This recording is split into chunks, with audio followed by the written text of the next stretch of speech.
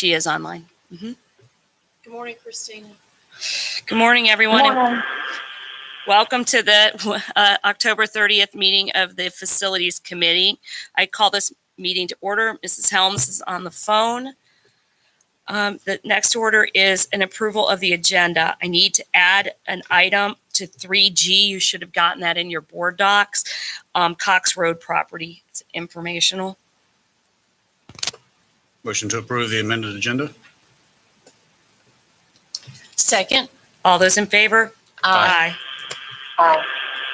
Mr. Burnett, purchase of driver ed vehicles. Yes, the driver's ed department is seeking to purchase 7 2020 Chevrolet Malibus. The total cost for these 7 vehicles is $125,069. Funds are provided by the local drivers education funds. The staff request Facilities Committee to recommend to the Board of Education the purchase of these 7 vehicles in the total amount of $125,069. Out of local driver ed funds. Yes. Okay. Need a motion? So moved. Second. Any discussion? All those in favor? Aye. 4-0. Thank you. Next is surplusing of older driver's ed vehicles. Yes, there are 8 total vehicles that are in the current fleet of spare driver's ed vehicles. Of the list, there are 2 that the Facilities Department would like to retain, and that's number 8324 and 8331. So the recommendation is that staff requests the listed driver's ed vehicles to be surplused with the exception of 8324 and 8331. And those, again, are to be used as spare vehicles by the Facilities Department. So we're surplusing 6 vehicles. Correct. In total. Okay, so I need a motion to surplus the 6 vehicles and send it to the full board. So moved. Second. All those in favor? Aye. Aye. So that's the full board. Okay, next item is the amendment to the BSN apparel and equipment services agreement. This item is it's actually for additional 2 years of service. The rates will stay the same for this period of 2 years. The recommendation is that staff requests the Facilities Committee to recommend the Board of Education to approve the amendment to the BSN contract. So it was a 4-year contract that ends this year, and we're asking for a 2-year renewal. Okay. It'll go to November 30th of 2021. Okay. I have a couple of questions about that. How does that fit in with our Under Armour contract? Is that through BSN or is that? So we have Nelson Gardner here, and I'll ask him to help out with that. You have to come to it. Oh, you already have a mic there. Okay, great. Yes, so yes, BSN does serve as a supplier for Under Armour. So the partnership is in conjunction with Under Armour, just like it's been in the last 4 years. Okay. And then as far as like middle school sports buying off of this, do they have to buy off of this necessarily? So just our middle school basketball and cheer, which are Just the stuff that we county pay supported. for, Yes, our the booster schools clubs pay for. are Okay. That's still able to use. We encourage them to use BSN because we get rebate money, but they're free to use whichever vendor they choose. So it's just for school sports, not booster sports. Correct. And the other question is, can rec leagues also use them that are affiliated with the school? I assume they could. The rec leagues wouldn't tie into the rebate program though, but the Okay. booster clubs do. Okay. Perfect. So I need a motion to request that the Facilities Committee recommend the Board of Education approve the amendment, 2-year amendment. So moved. Second. All those in favor? Aye. Hi. Aye. Okay. So that is all the action items that go to the full board. So now on to informational items. The City of Monroe and Monroe Middle and Walter Beckett Ed Center. Mr. Burnett. Okay. So this particular item has a couple moving parts to it. It's not finalized yet. The city staff is going to the city council, to propose this direction, and we'll see if that's confirmed. The impact to us is that as far as the Monroe Middle School. The programs that the city's been supporting there are going to be, really, the programs have ended just due to lack of participation. So their involvement in maintenance of certain aspects of that campus will be ending. We'll be taking that over for the Walter Pickett Stadium. Can I ask a question on the Monroe Middle? Sure. They're removing the light poles. Is there any way we can retain the light poles? We don't want to. We don't want to. Okay. Why do we not want to? It would be there. It's a liability. It's a liability, The okay. lighting right now doesn't maintain the lighting levels that we would It's want. just at one field too, right? There's 3 fields. There's 3 that they fields. Okay. maintain. Okay. Yeah. Sorry, go ahead. At Walter Pickett Stadium, a couple issues there. The city's been a really good partner to the school system, again, as they are supporting students that are in the city, but also programs, Parks and Rec programs that have been at that facility. Again, the number of programs has dwindled to the point where they really aren't going to have any programs. And so their level of maintenance is going to drop off. It's not going to go away completely, though. One of the major issues for us is that the city has been repurposing the fields from baseball to football and soccer, and they do that annually. They also move bleachers into the stadium for the visitor side of the football stadium.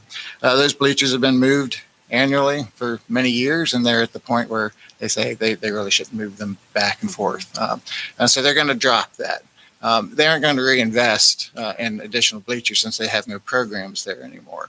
So the bleachers just won't be moved back.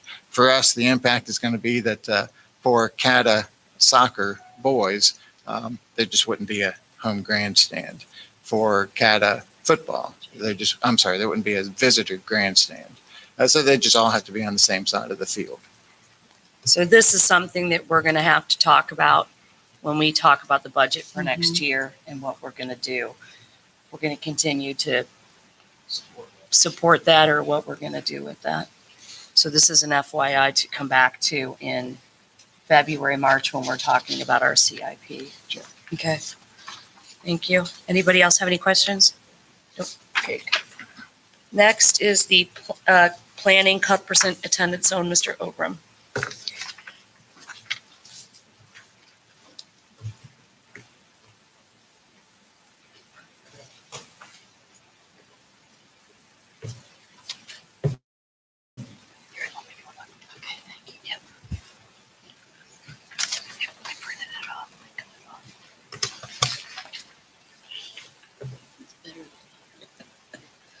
Good morning. This is the second installment of what we anticipate being a monthly presentation to the Facilities Committee with regard to development, demographics, enrollments, et cetera, in the clusters around the county.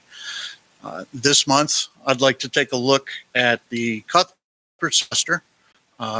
We do have some enrollment challenges there that we'd like to look at. This is a map of the 2019 attendance area. Should be no surprises there. This is the same map that is on our website. These are the current enrollments and capacities with the calculated utilization at each of the 4 schools in the cluster. I have not included Waxhaw Elementary or Wesley Chapel Elementary, even though it is acknowledged that part of those attendance zones do attend Cuthbertson Middle and High School. So we'll take care of those under a different presentation. But you can see Kensington Elementary is currently at 128%, Newtown at 119%, Cuthbertson Middle 106%, and Cuthbertson High School at 107%. And in the far right column, you can see the number of mobile classrooms that are in use at each school. Now, the utilization the capacity is based on full implementation of House Bill, whatever it is now. That's correct, full So, implementation. And we're still 2 years away from full implementation. Correct? So Okay. the actual capacity, if we were to calculate it out, would be a little bit higher. Higher. Okay. So the utilization be a little bit lower. Do you know on the MCRs if they're all being utilized for classes? I assume so. I don't know if every single one of them are, but Most of them. certainly the lion's share. Okay, great. Thank you. I think of interest are the cohorts, both at the in the Cuthbertson cluster and in UCPS overall. The first thing you would notice is that the shapes are very similar, so that the Cuthbertson cluster is following the demographic trend of the county as a whole. There are some slight differences, but in general, the shape is very close. And focusing in a little bit more on the Cuthbertson cluster, you can see the K through 5. The K through 5, I'm going to shake. K through 5, again, the 5th grade is bigger than the 4th grade, is bigger than the 3rd grade, and on down. So what that means for us is in the elementary schools, the incoming cohorts are smaller than the outgoing cohorts. So for the future, we would believe that the mobile units would be able to handle the overutilization for the time period that it takes for the smaller cohorts to get in and to start cycling through. At the middle school level, the 6th, 7th, and 8th, obviously all three of those cohorts are larger than the cohorts at the elementary school level. So the middle school is overutilized, over capacity. We would anticipate over the next several years that the bigger cohorts again move into the high school, the smaller cohorts from the elementary move into the middle school, and the overall enrollments will tend to drop off a little bit. At the high school level, we also see something similar. You can see that the 10th and the 11th grades present us a bubble of sorts, although the 9th grade is fairly large as well. And the same effect is what we anticipate. The middle school grade cohorts are smaller than the current high school grade cohorts. As they move out of the middle school into the high school, there will be a decline in enrollment. And then, of course, further down the road, as the elementary cohorts move into the middle and then the high school, we'll see further decline there.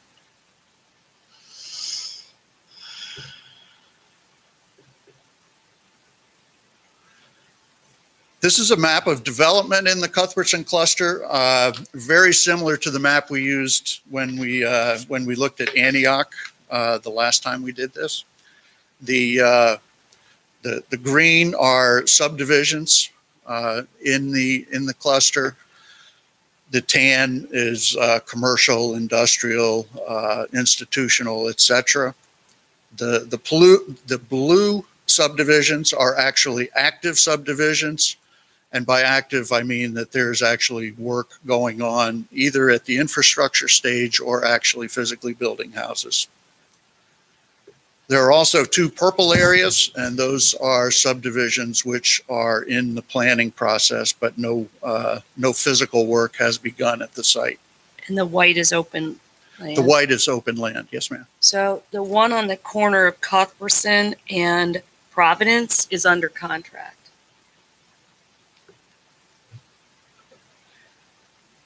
Right there. Okay, I've not seen any planning documents I come haven't across for either. that, but I'll Yeah. definitely keep an eye out. Okay.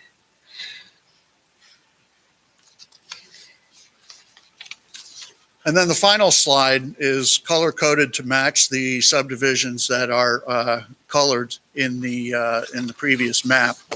You'll see the 4 blue subdivisions, the courtyards at Wesley Chapel, Millbridge on the Cuthbertson side of the line, Cortona, which is an extension of Tuscany, is right next to Tuscany on Billy Howey Road, and what we are currently calling the Robinson Tract. Is that Pleasant Grove?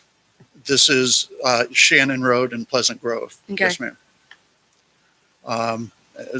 To my knowledge, they don't have a name yet, but I'm sure at some point they have been working on infrastructure for a couple of months now.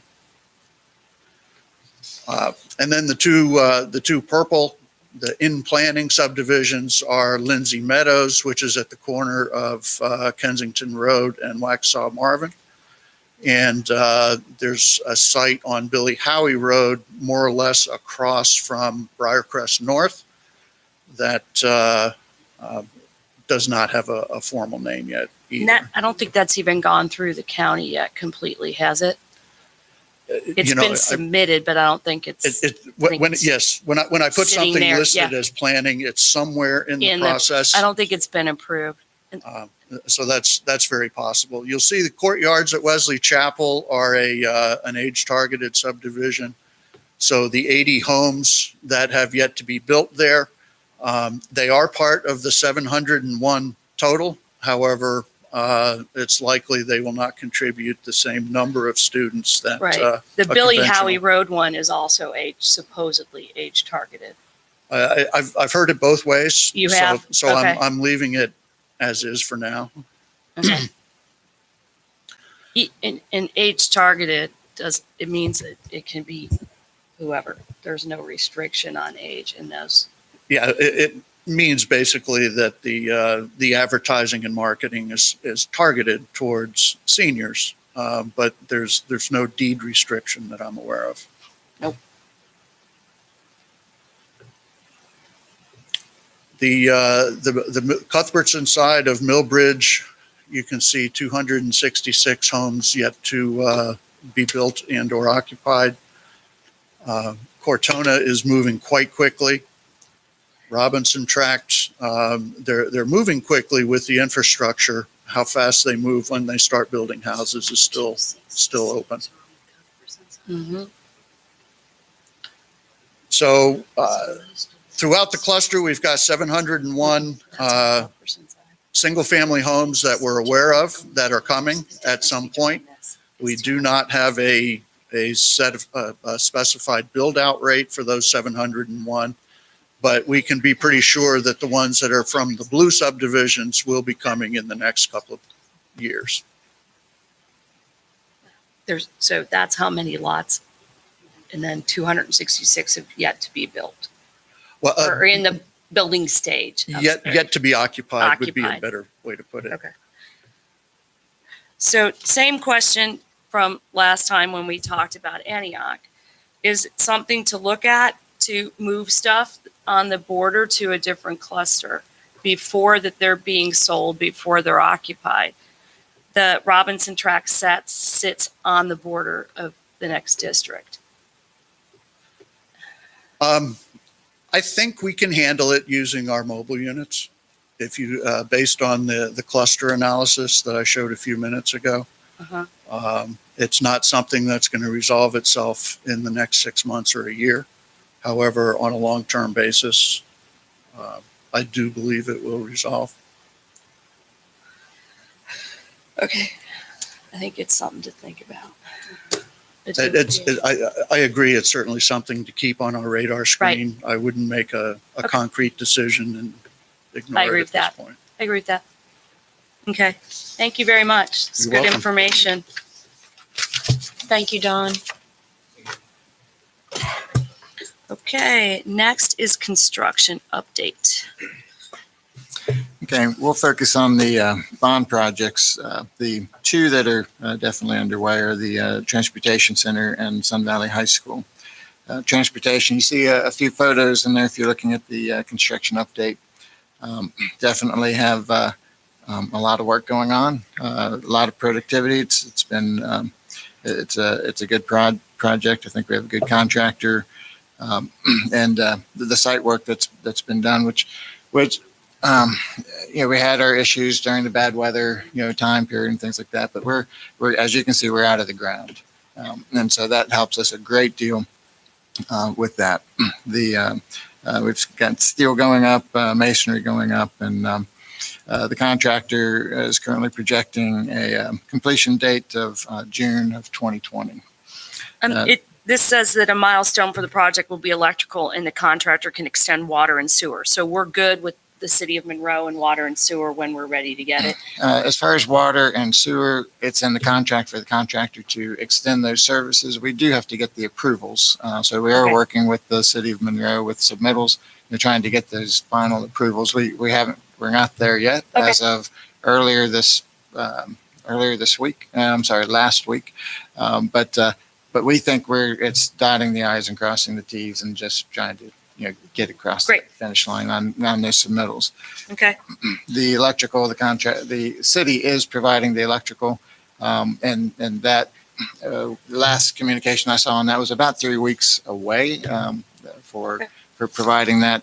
The downside for the contractor is they're providing temporary power right, for all these operations. Right. And okay. Thank you. Sun Valley High School. Sun Valley High School, the stadium is certainly the focus at the moment, as they have been trying to get the stadium so that it could be open for this season's last final games. They were working for a November 1 completion, trying to get it for the homecoming game. That's not going to happen. So November 8th is crossing fingers to see if that's going to be possible. Again, with the weather, it's raining today. It's supposed to rain tomorrow. They're doing flat work. They're doing site work that's very rain sensitive, moisture sensitive. So it's not stacking up in our favor or in the contractor's favor. And so that's definitely a challenge. If you see the photos, you can see some of the progress that has been made. Really, as we And it's even better than that now. The building that has brick all over it now, right? right. If you look at the middle This one? picture and then you look just below it, Yeah. Oh, that's it. immediately Okay. below it, it's same picture, same building, same view. And same with the one just to the right. There's the ticket kiosk in the middle to the right. And then just below it are the ticket kiosk as of this week. So substantial progress there, just not far enough. And again, like I said, we need the flat work, the concrete sidewalks and things like that. Have to get into place.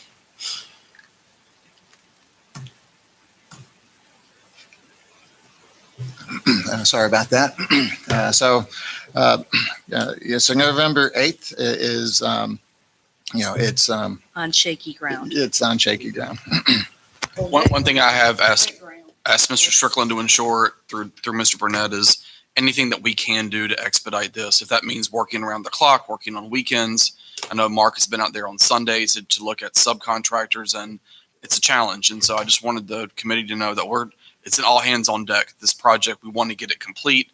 We'd love to have that stadium open for at least one home game. That is our goal. And I've asked Mr. Strickland to just do whatever we can from a personnel standpoint. I agree with you, but we're at the mercy of subs. Correct. So if they don't want to work the weekends, we can't make people work the weekends.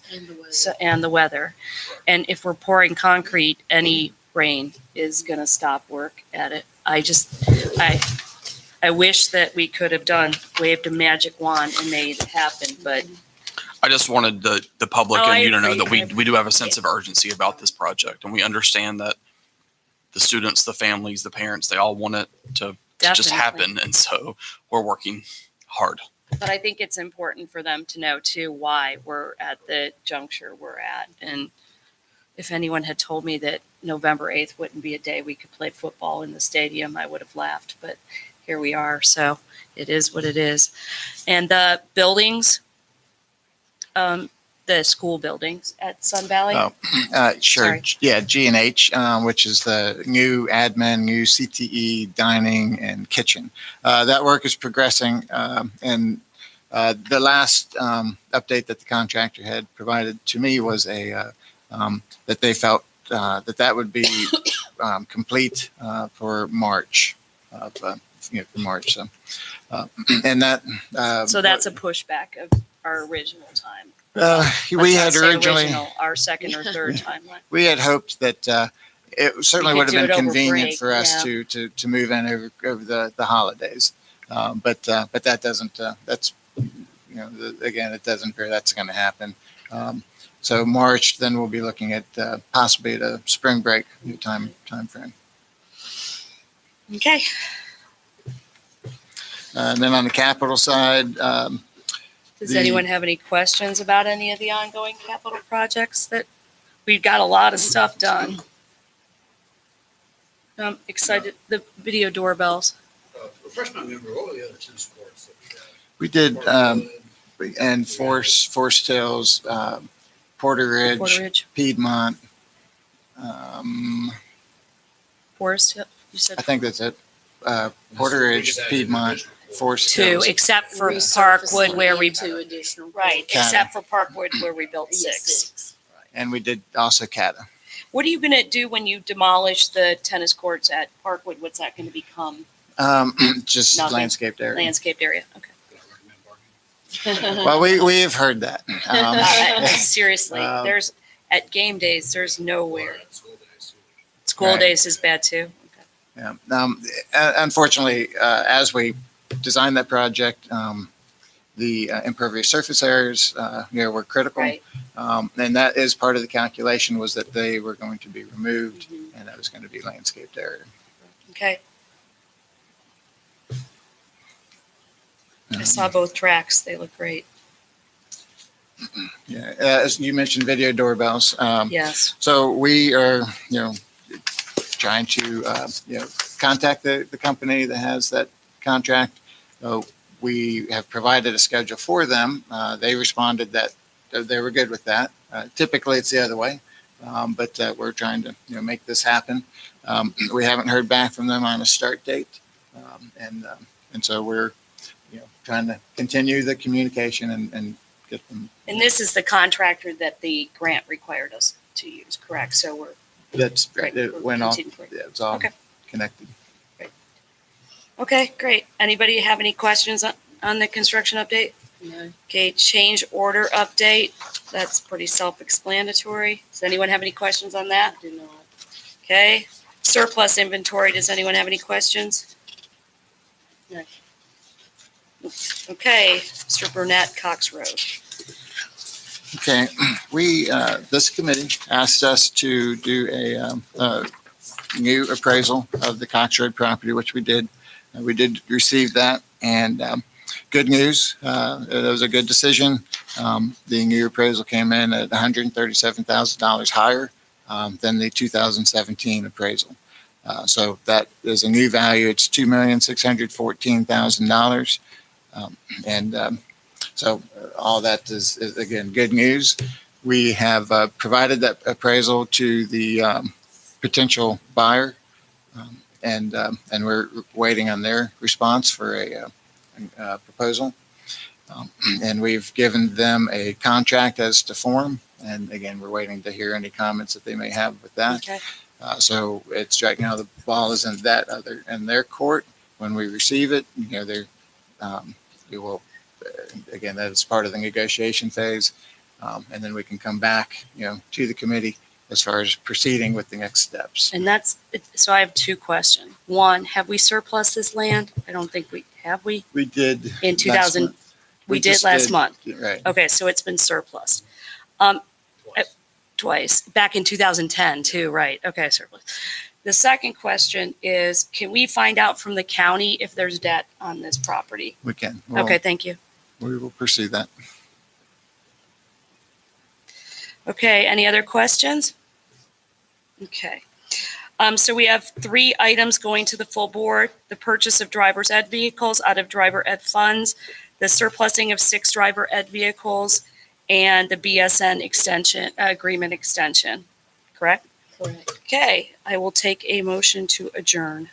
Motion to adjourn? Second. So, all those in favor? Aye. Aye. Thank you. Bye, Christina. Dr. Cena.